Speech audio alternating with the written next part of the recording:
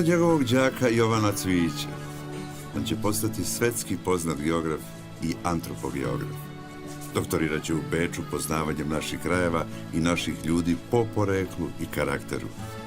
Premerit će Balkansko poluostrvo, što će biti njegovo glavno delo. Ovaj momak će biti profesor Beogradskog univerziteta, Sorbona i mnogih svetskih univerziteta.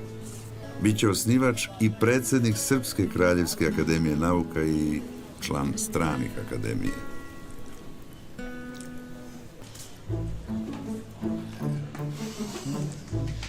Moj profesore, ovaj će vam zamlata udariti glavom u stup. Ma neće. Hoće. Neće. Hoće.